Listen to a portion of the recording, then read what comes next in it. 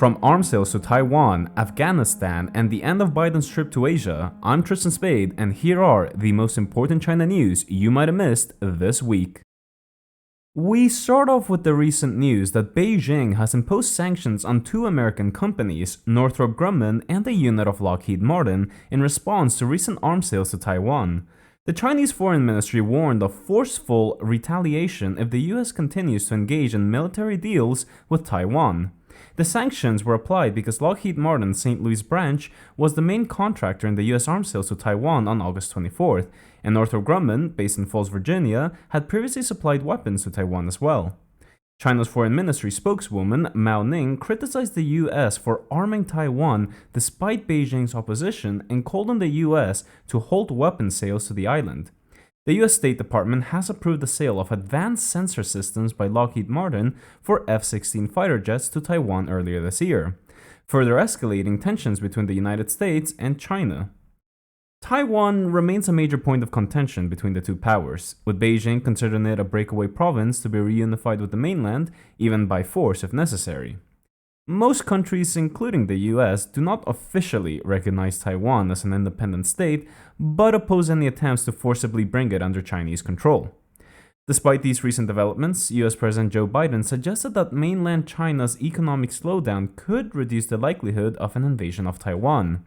Beijing responded by asserting that Taiwan issue was an internal matter to be resolved by the Chinese people themselves. Another important piece of news coming out from this week is that China has named its new ambassador to Afghanistan, Zhao Xing, making it the first country to do so since the Taliban's takeover in 2021. The Taliban views this appointment as a signal for other nations to establish diplomatic relationships with its government. No country has officially recognized the Taliban government, which has faced criticism for human rights violations and its oppressive treatment of women. Zhao Xing's appointment is seen as part of China's effort to solidify its influence in the region. Afghanistan is strategically situated in a region crucial to China's Belt and Road Infrastructure Initiative, and Beijing has expressed interest in investing in Afghanistan's significant natural resources valued at around $1 trillion. This includes copper, lithium, and gold deposits. China has maintained work and missions in Afghanistan since the Taliban's return to power, and while Zhao's appointment signifies closer diplomatic ties, it does not necessarily indicate recognition of the Taliban government. China's foreign ministry emphasized its commitment to dialogue and cooperation with Afghanistan, calling Zhao's appointment a normal rotation of ambassadors. Maintaining diplomatic relations with the Taliban is significant for China due to economic and security concerns.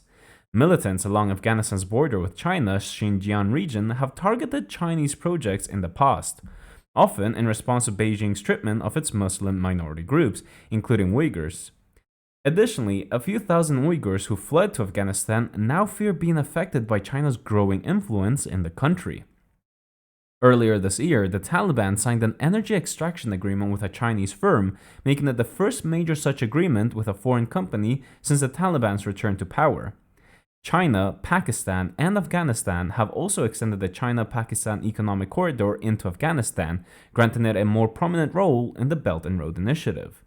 The role of Afghanistan plays in the Belt and Road Initiative conference in October, and the broader project development will be closely monitored by observers.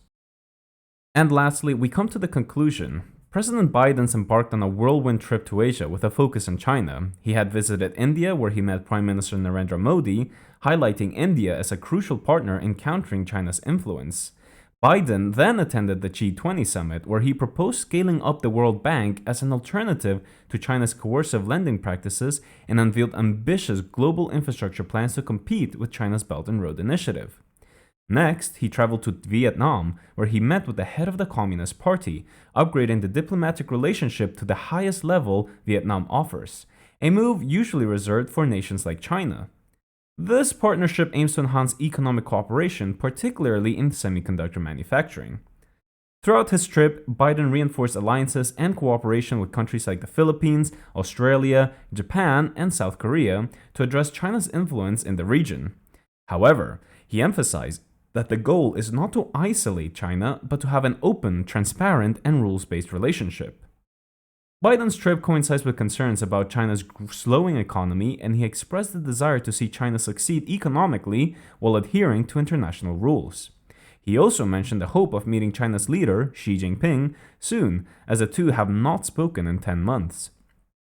Overall, this trip underscores the Biden administration's efforts to strengthen relationships with China's neighbors and develop alternative partnerships and initiatives to counter China's influence in the Indo-Pacific region. And there you have it, the most important China news this week. Make sure to subscribe to stay in the loop. I'm Tristan Spade, and as always, thank you very much for watching.